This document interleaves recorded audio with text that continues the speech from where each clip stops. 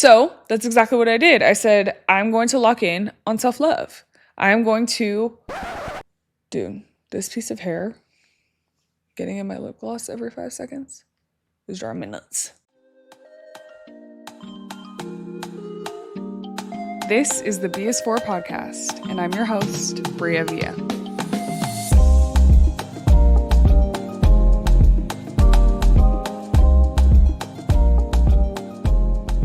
Hey y'all, welcome back to another episode of the BS4 podcast. I'm your host, Bria Villa. This episode is for you if you are feeling stuck, if you feel like you are in a rut, or you just need a little bit of a push right now to get you back on track. I definitely needed that not too long ago. I had gotten back from traveling and I just felt so stuck. I felt like I was in a rut. It was hard for me to get back to the regularity of my routine. I was just feeling so unmotivated. I was getting a full night's rest every night and still waking up tired every day. Nothing was appealing to me. I just felt like I was dragging and needed something to push me to get back on track, to get in a routine, and to start to feel better about myself, because honestly, I wasn't feeling great. And so this challenge that I made up and set for myself helped not only get me on the right track, but helped propel me into my next chapter.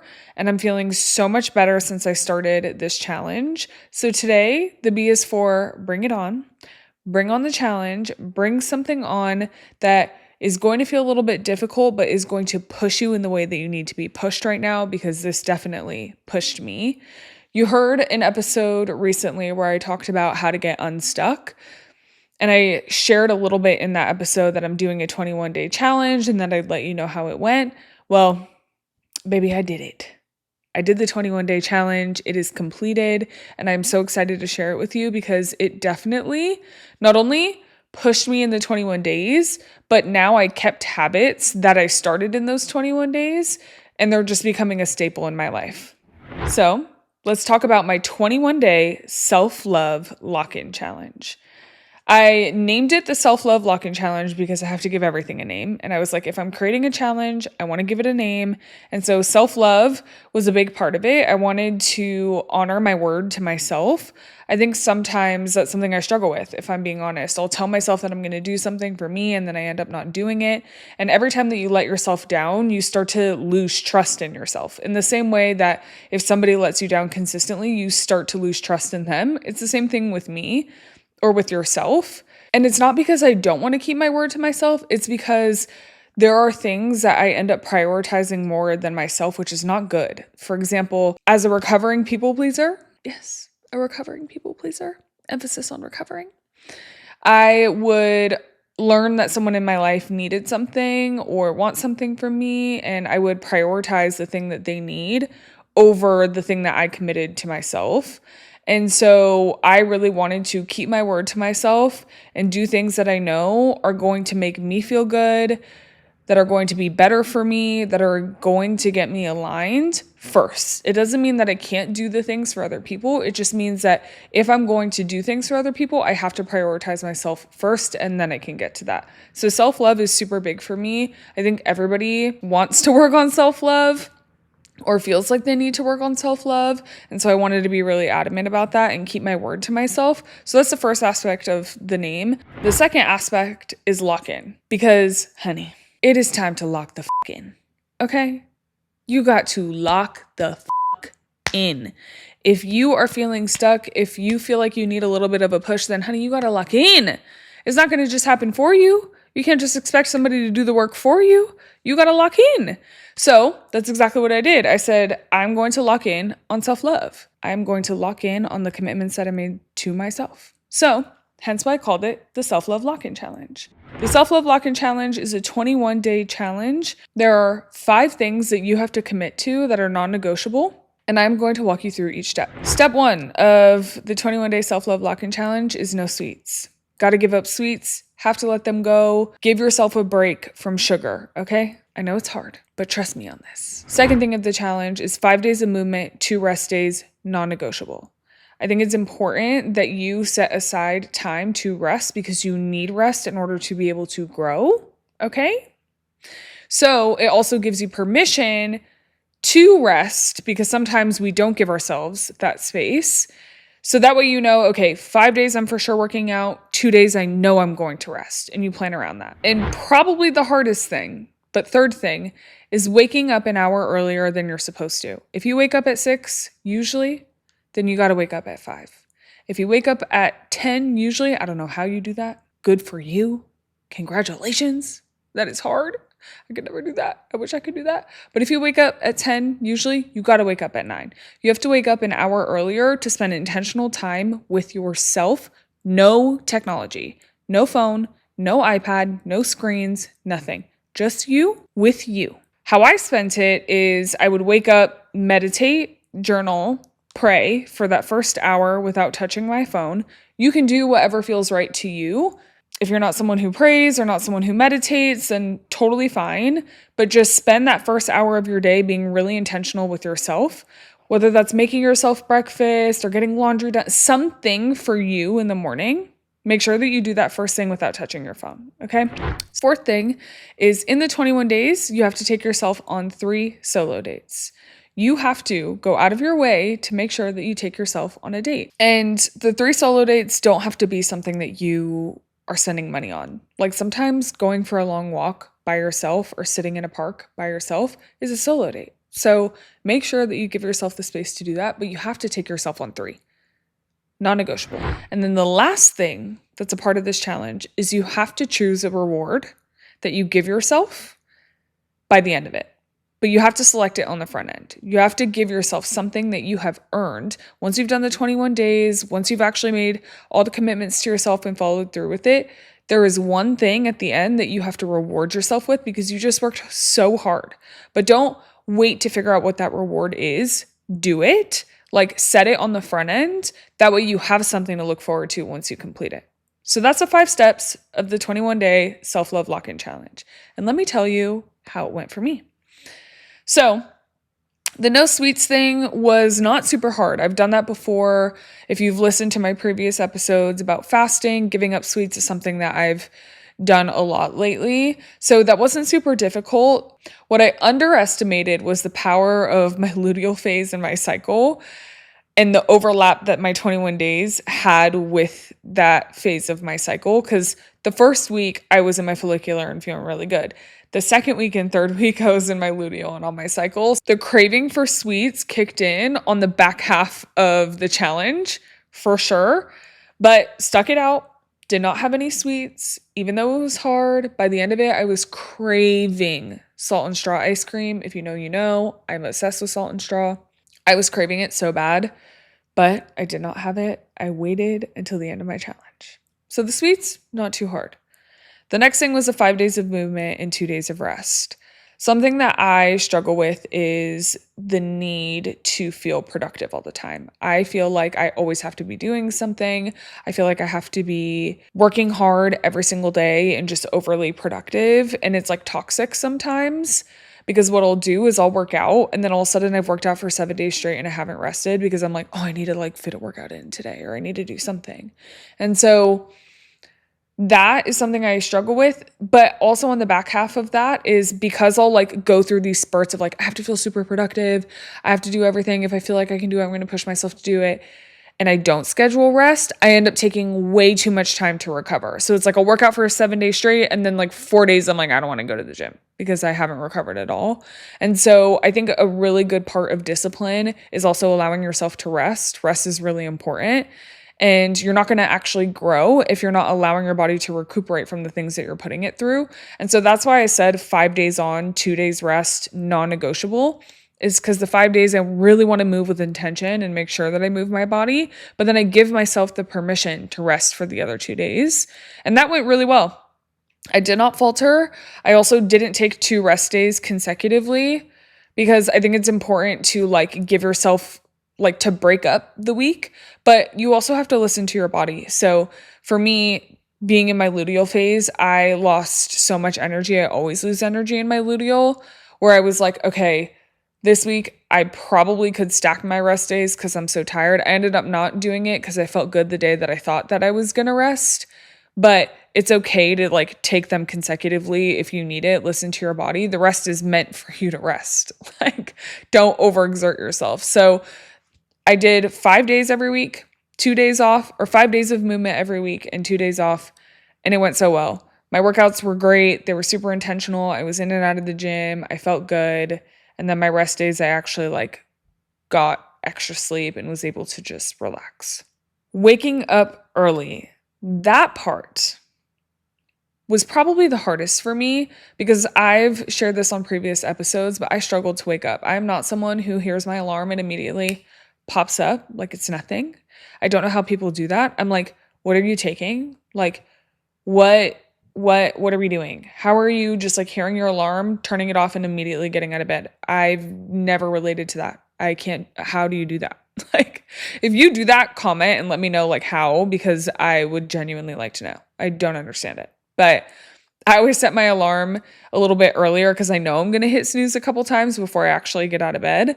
But getting out of bed has always been really difficult for me. So this is an area that I just wanted to push myself in because I wanted that full hour to myself to journal, pray, meditate, and like have intentional time in solitude and in a space where the rest of the world is not blowing me up yet. I'm not getting a ton of emails. I'm not getting a ton of texts. Nobody is really awake to like mess with my energy in the morning, which is why I wanted to get up earlier. So almost every single day, except for weekends, I woke up at 5 a.m. Every single day, woke up at 5 a.m. And what I usually do is when I wake up in the morning, whatever, I'll hit snooze a couple times, so then I'll sit up in bed and meditate. And sometimes my meditation, because I'm still like kind of sleepy and I haven't gotten out of bed yet, I'll end up like kind of falling back asleep or dozing off, which isn't a bad thing. Like, that's okay every once in a while for meditation. But I really wanted to like be intentional. So every day, not only did I wake up, I only hit my alarm snooze once. That was my rule. You can snooze it once and then you got to get up. So I would snooze it once. Then I would get up, go wash my face, brush my teeth, then come back in my room to pray, journal, meditate. And that extra step of just like washing my face, brushing my teeth, like actually made me more alert. And so it really helped me be intentional with that hour because I'm awake. I'm like fully in it.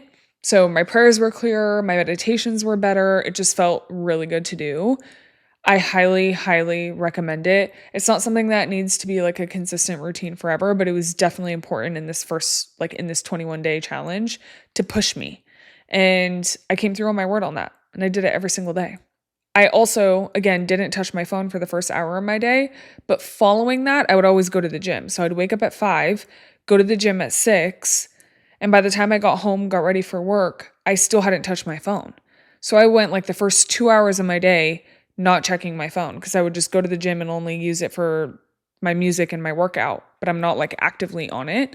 And so it was so nice because 21 days, I really went with not touching my phone for at least the first hour of my day, if not first couple hours of my day. And that is something that I genuinely love. And I want to make sure that I continue to have spurts of that in my life.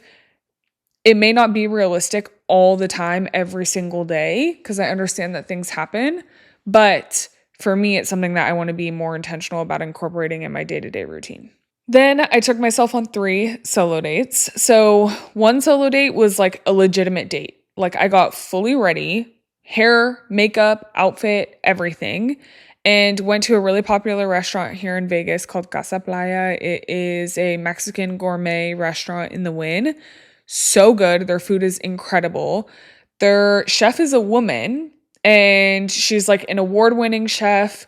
She doesn't eat gluten. I think she has celiac disease. So literally none of her food has gluten in it. And it is so good, like to die for, to die for. So I was like, you know what? I'm going to take myself to this restaurant. I'm going to get cute. I'm going to look good. I'm going to go by myself. I'm going to sit at the bar. I'm going to order food. I'm going to bring a journal and I'm not going to go on my phone and just like be present. And that's exactly what I did. I went, I got cute, I brought a journal, I was just like writing at the bar. I ended up talking to the bartender. The person next to me is like, oh, are you writing a book? And I was like, you prophesying? What's the word? Are you prophesying over my life right now, sir? Because I could write a book. But anyways, so I'm writing, journaling, not on my phone the entire time, just like enjoying it and being very present. And at first I was a little bit nervous, I'm not gonna lie, because I was like, oh my God, I'm going by myself. Are people gonna look at me and be like, what is this girl doing here alone, all dressed up, blah, blah, blah. But honestly, like, no one even cares, first of all. Second of all, it just felt good to do it and be on my own time and just enjoy it the way I wanted to enjoy it and be present. So honestly, I loved it. Such a good solo date. And I'm glad that that's the first one that I did because I felt like I checked off the list, like, oh, a bougie date just for me. The second solo date is I took myself to the nail salon. I got a pedicure. I usually don't enjoy the nail salon because it just feels like a chore sometimes. But this time I was like, I'm going to bring my book. I'm only going to get a pedicure. That way I can just like enjoy it, feel pampered and like be present. So I did that and that was great. Got a longer massage, like treated myself, you know? So that was a good second date. Third date is I just took myself to get matcha. I went to one of my favorite matcha spots. It's called Finsmith. It's a Vietnamese coffee shop and they have ceremonial grade matcha and it is so yummy. So went there for their blueberry matcha because it is fire. Chilled there for a second, enjoyed it. Wasn't on my phone. I actually did edit a little bit, but for the most part, I just like enjoyed it. And those are my 3 solo dates and it was amazing. And if you're curious about how each day went, I actually did a journal, like essentially a video diary, every single day on TikTok. So if you go on my TikTok at bria.via with 3 L's, I posted every single day the 21-day journey. I posted on the days that I was like, oh my God, today was so hard. It was a struggle to get out of bed. I'm having cravings. I'm having a rough day, whatever. And the days that I'm like, I feel so good. This is great. Like I'm enjoying every second of it. So if you actually want to see the full journey, I logged every single day on TikTok. So you can go watch it. I also wanted to share it on TikTok because I felt like it would hold me accountable to doing all the things. That way I can video log it at the end of the day and just like know that I've also completed it and be proud of the things that I did each day. Because sometimes you get through a whole day, you're so productive, you forget all the good things that you did and like what to be proud of. So I did that. And then I also shared the journal prompts that I was using and writing about because I was like, oh, if somebody else wants to do this challenge, like they can use the journal prompts that I had. So that was really cool because I can go back and like look on any of those moments if I need to get like back in the swing of things and be like, oh, okay, like I can do this. Like I can do this. And what makes it even better, and this wasn't even my intention, but I'm so glad that it worked out that way, is other people were like, oh my God, I'm going to do this challenge. Like I want to use this, specifically women. And there's a woman, her name is Angie. She is in Dallas, Texas, and she's a registered nurse. And literally today she posted that she tried doing this 21-day self-love lock-in challenge in August. And she got to about day 13 and she kind of fell off, which it's okay. You're not going to be good at everything the first time you try it. That is the point of trying. Like you build confidence in yourself. When you try, you fail, you try again. So Angie, keep going, girl. But today she actually posted saying that she's trying the challenge again and she tagged me to like hold herself accountable and she's going to film every day and I absolutely love it. So I have to show y'all what she said. Figuring out this thing called failed miserably. And I want to try it again and actually put effort into it. So the creator, and I'll tag her page because her vibe is immaculate. Like I went to her page and if we were friends, I feel like we would hit it off. We would. But her name is bria.villa, and I'll make sure to link it down below. She came up with the self-love lock-in challenge. So I am going to read off what the rules she came up with, and then I'll put my input in because we live 2 very different lifestyles. Fair. So I have to tweak it to what will help me be successful. For sure. And do what works for you. I guess basically I can't do it the same. I tried and I failed.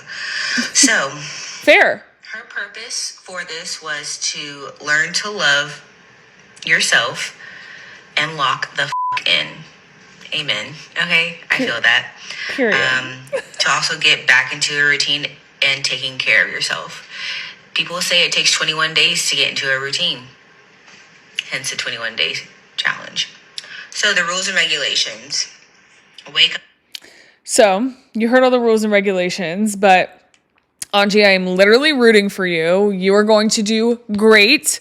I know that you're going to crush this challenge. I'm so excited for you. And if anyone else wants to try the challenge, I highly recommend make sure that you tag 21-day self-love lock-in challenge. If you go to my TikTok, you'll see like all the hashtags that I created for the challenge, so you can reuse those. But yeah, I just like love that she felt inspired to do it and that she tried it. She did 13 days of the journal prompts, and then she was like, you know what, the morning part is hard for me because I'm a registered nurse. And I work like the days. So I'm already up super early in the morning. Getting up an hour earlier is difficult. But now she reframed and she was like, okay, this time I'm just going to save an hour at the end of my day, no screens. That way I can be really intentional about like spending time winding down for bed, which I love. Make it work for you. But I just love that it is something that other people feel like they can do and push themselves to do. So shout out to my girl, Angie. Love it. Let me tell you what I learned from this challenge. All right. The first thing that I learned is that you can do anything that you put your mind to. What your mind says, your body follows. So as soon as you make a commitment to yourself and your mind of doing something, everything else will follow suit, your body included. On the mornings that I didn't want to get up, I used Mel Robbins' theory of 5, 4, 3, 2, 1 and would launch myself out of bed. And as soon as my mind did that, the rest of my body followed. The days that it was really hard to work out and I was tired, I told myself, okay, all you have to do is get in there and move your body. Even if you only move your body for 30 minutes, just get in there and get started. And that's exactly what my body did. Then I would end up working out for longer. Like anything that you tell yourself that you can do, your mind believes. And then your body follows.